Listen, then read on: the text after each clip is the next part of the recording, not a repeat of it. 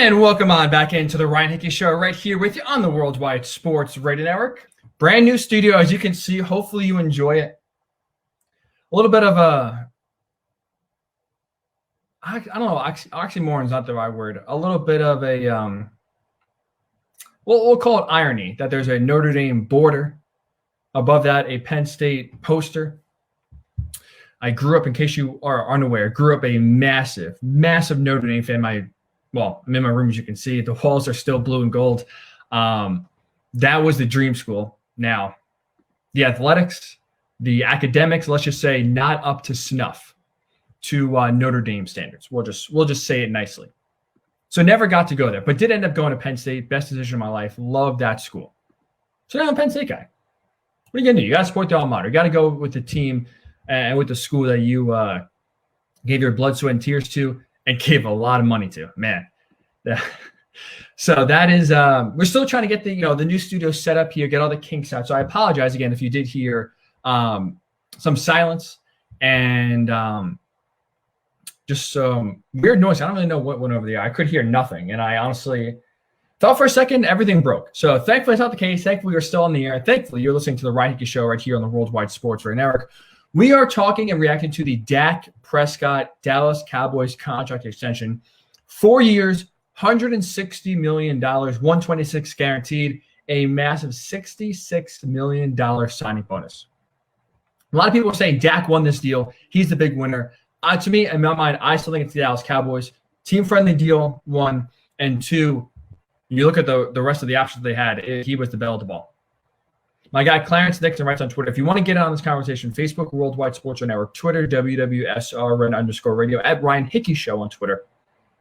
Clarence writes, I think Dak is the winner. They have to build their defense and O-line backup.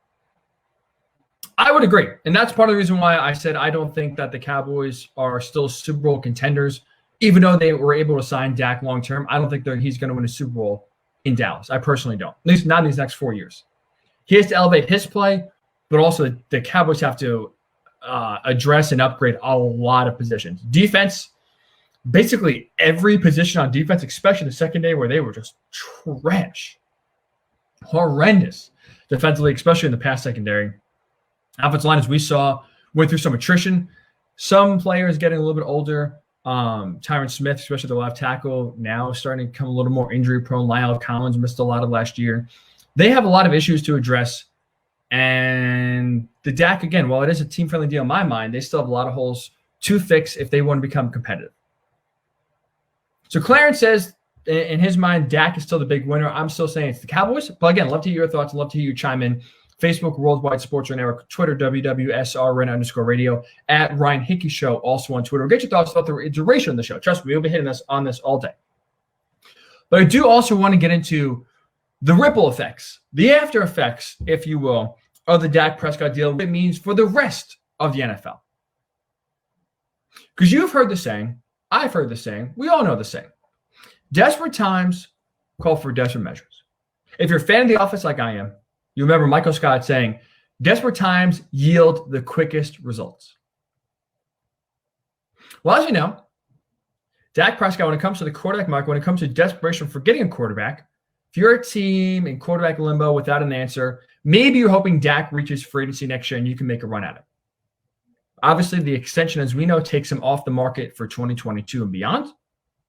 One less quarterback now to fancy over, to worry about. And also, let's not forget what else this does. The Cowboys locking up Dak Prescott, although very unlikely anyway, takes them officially now out of the running in the Russell Wilson sweepstakes. Remember, the Russell Wilson put 4 teams out: the Raiders, the Bears, the Raiders, the Bears, the Saints, and fourth and finally the Cowboys. Cowboys right now, there's 3 teams. The odds, if you are one of those 3 teams, increases. Which I want to bring up my next topic. Enter the Chicago Bears. Because right now they have a team with a good defense. I mean, they made the playoffs 2 of the last 3 years without really a quarterback. I mean, I'm not going to really consider Mitch Trubisky a quarterback.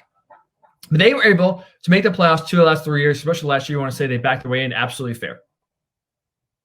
But to me, I equate right now the Chicago Bears and where they're at quarterback to a college kid. And here's what I mean by that. We all were in college, one point or another. Maybe if you're there currently, we appreciate listening. Hopefully you're doing well.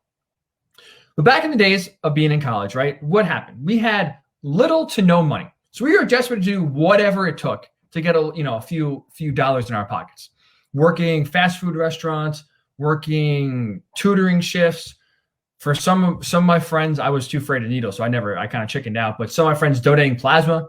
If you had that available at your school, donate plasma, get a 30, 40, $50. Whatever it took to get some money in your pocket, you ended up doing because you were desperate for a Friday night out.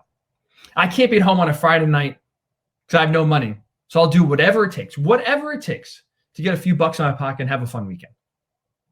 That's what I feel like the Chicago Bears are. Because right now, I view them as doing whatever it takes, to get a good quarterback. And I think, to me, this is going to mean that we will see a massive – I think the Bears are going to go all in, and I think this is going to go down. I think the Bears are going to pull off a massive trade to get Russell Wilson. I think they will do whatever it takes. They will give an offer the Seahawks can't refuse. Here's why. Let's just look at, first of all, the front office. Matt Nagy, the head coach, Ryan Pace, the general manager, they need Russell Wilson. Russell Wilson right now presents the only hope of both of those gentlemen keeping their jobs. Somehow they were given a lifeline after last year's debacle, right? Mitch Trubisky was a failure starting from the draft. Nick Foles was a flop, bringing him in last year to compete with Mitch Trubisky. Ryan Pace, unable to identify quarterbacks. Matt Nagy, unable to cater his offense to the style of quarterback that he has. For whatever reason, the Bears said, we're going to give you one more shot. We're going to run it back here, despite the offense being a total disaster for the most part of 2020. So both of these gentlemen right now being hired for jobs no one expected them to be hired to at this point in the calendar. They're playing with house money, right? I think it's fair to say. They're on their ninth life if they was a cat. So if they want to continue to be employed, if they wanted to continue to keep their jobs and be employed by this time next year in 2022, what other option do they have that is a good enough quarterback to have them keep their jobs? Because I don't think Deshaun Watson personally is going to Chicago. There's some reports out there even leading up and through the draft process where the Bears essentially ignored Deshaun Watson.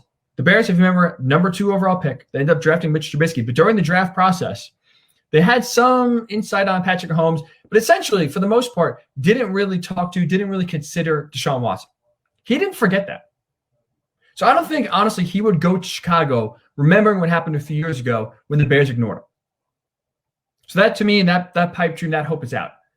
So if you're Matt Nagy and Ryan Pace, when your jobs are on the line, I'll ask you this. If you were in their position, if you were the head coach of the Bears, if you were the GM of the Bears, and you needed a quarterback to really pop, or you were fired, are you going to trust Jameis Winston? Are you going to trust your job security with Jameis Winston? How about Andy Dalton? Cam Newton?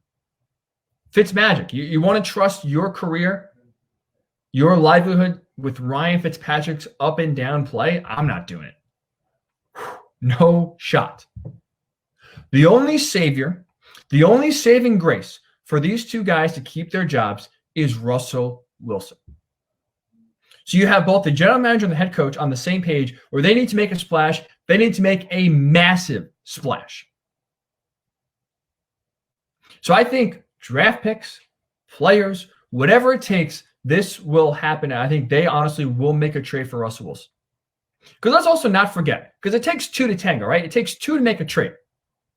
We know Russell Wilson's unhappy. He hasn't demanded a trade, but he has let it be known that, hey, I want to be in Seattle, but if things don't work out, here are 4 teams I want to go to. Well, since Russell Wilson voices disgruntlement, his displeasure last month, teams have been calling, and from reports you hear, Seahawks exactly haven't been ignoring those calls. They've been listening. They've been making a few calls of their own. So they are at least considering it. And if you're the Bears, the thing you're going for you is, sure, you don't have a top 2 or 3 pick like the Jets or the Dolphins. You don't have a young quarterback to offer in a trade return. But here's what you do have. Look at the head coach and his philosophy out there in Seattle with Pete Carroll. What does Pete Carroll want to do? How does he want to win games? He wants to run the ball. He wants to play great defense. He wants to not turn the ball over. Really, the antithesis of what Russell Wilson and his philosophy in offense is, that's what Pete Carroll's philosophy in offense is. That's, the cause for the whole rift, right? Russell Wilson's upset because he wants basically the handcuffs off. He wants to cook like he did in the first half of the year. Pete Carroll gets nervous and said, no, I want to run the ball. I want to be conservative. I want to play great defense. I want to play not to lose. So we're going to throttle the offense down. So he wants to have a conservative game plan. Russell Wilson wants an aggressive game plan. Well, great news if you're a Bears fan. Great news if you're Chicago. Because you can dangle a few lines out there because you have what Pete Carroll wants. Pete Carroll wants to have a great run game. Pete Carroll wants to have a great defense and win the game that way. Well, what do the Bears have to offer? They have a great defense. They have players that they can offer that Pete Carroll would salivate over. The Bears have Khalil Mack. You have Roquan Smith, a great young linebacker. You have Kyle Fuller, Eddie Jackson, two great young secondary pieces. What does Seattle need? Help really on every level of the defense. Khalil Mack can help getting after the pass rusher. Get after the quarterback. He provides a great pass rush option that the Seahawks really greatly missed, especially in the first half of last year. Two great secondary pieces that Seattle desperately needs. They are the 31st worst pass defense, or the second worst pass defense, in the NFL last year. They have a young running back in David Montgomery, because don't forget Chris Carson, their current running back in Seattle, is a free agent. Doesn't look like he will return. So you offer a young running back that maybe could work out better in Seattle than did Chicago. So sure, in terms of draft picks, it's not sexy because the Bears right now are 20th. So it's not a very high pick. But don't forget that Seattle doesn't have a first-round pick this year because they traded it to the Jets for Jamal Adams. But the Bears, to me, have two positional groups in my mind, that Pete Carroll would love. So if you basically open the book, if you're Ryan Pace and you call Seattle, you call John Schneider, the GM, or maybe you talk to Pete Carroll directly, say, Pete, we got what you want. We will open up whatever option and possibility you have. Look at our defense. Basically, take your pick of the litter. You want Roquan Smith? He's yours. You want Khalil Mack? He's yours. You want Kyle Fuller? He's yours. You want all three? They're yours. Tempt Pete Carroll with what he wants but doesn't have. A great defense built on solid foundational defensive players. I love Bobby Wagner. He is great. Jamal Adams, as we saw, was a spark plug. That defense still stunk. Can't add enough young talent to that team. I think any of the Bears defensive players have to offer, Seattle would jump out in a heartbeat. So being the business minded that I am when I started at Penn State, supply equals demand. Less supply now because Dak Prescott, another quarterback off the market this year, next year, the next few years. Less supply of good quarterbacks available to the Bears. To me, that means their demand is going even higher and through the roof. They have no really options. They're backed into a corner where it's basically a home run or bust. They need to hit the ball out of the park with the quarterback, or Ryan Pace is on the street, Matt Nagy's on the street, and they're fired at the end of the year. Remember, when we were in college, we did whatever it took to get a few bucks in our pocket to have a fun Friday night. The Bears want to have fun Friday nights. If Matt Nagy wants to have a fun Friday night, the price of admission for doing that is Russell Wilson. So I think, again, while the Bears were never in the running for Dak Prescott specifically, just the one less quarterback to work with, or maybe even hang your hat on next year, is gone. I think this really puts the Bears' focus in overdrive when it comes to trying to get Russell Wilson in the trade. He is the best option. He's the only option for these two to keep their job. And the Bears have what the Seahawks want. Great young defensive pieces, a great young running back. I think the Bears will do whatever it takes. Give an offer, Seattle can't refuse. And I truly do believe week 1 of the 2021 season, as much as it honestly get me annoyed, because I don't want this regime to get bailed out by almost luck, desperation, because they don't have a plan. They were brought back without a plan for quarterback. They don't really know what they're doing. They don't know how to scout quarterbacks because every quarterback they've been has been a flop. They don't know how to scout quarterbacks. They don't really know what they're looking for, but they could luck themselves into a transcendent top 3 quarterback in the NFL because of desperation. And to me, that's the only, it is Russell Wilson or bust for the Bears. And really, there's no even bust option. So I do think, in part because Dak now is signed and off the market, I think this will turn the Bears' desperation up level even a little bit more. And I think they are going to make a trade for Russell Wilson. So I'm curious your thoughts. Can you see it happening? Can you see a Russell Wilson to Chicago trade going down this offseason? You think there's any chance Russell Wilson is traded, or is this just all overblown? Is this just fun radio talk, but in reality, there's no shot he's getting traded? Let's not forget. Seahawks are listening. If they were staunchly against trading Russell Wilson, you wouldn't even answer the phone. They're listening. They're pondering their options, and I think the Bears can offer them a trade they cannot refuse. So I think Russell Wilson will be a Bear Week 1, 2021. I'm curious your thoughts. I'd love to hear your thoughts. Same avenues if you want to get on the Dak conversation. Facebook, Worldwide Sports Radio Network. Twitter, WWSRN_radio, at Ryan Hickey Show. Also on Twitter. Will Russell Wilson be a Chicago Bear? Is it worth it for the Bears to go all in? Is it worth it for them to give up 3 first-round picks, 3 defensive starters? I think 100% is. To me, there's no price too large for Russell Wilson.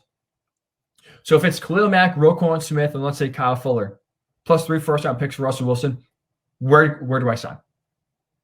If I'm Ryan Pace, if I'm Matt Nagy, where do I sign? I am all in. All in. So get your thoughts. Again, Facebook, Worldwide Sports Network, Twitter, WWSRN_radio. And when we come back, when we return, there's one team in the NBA that does everything right. They have all the traits, all the qualities of a championship winner.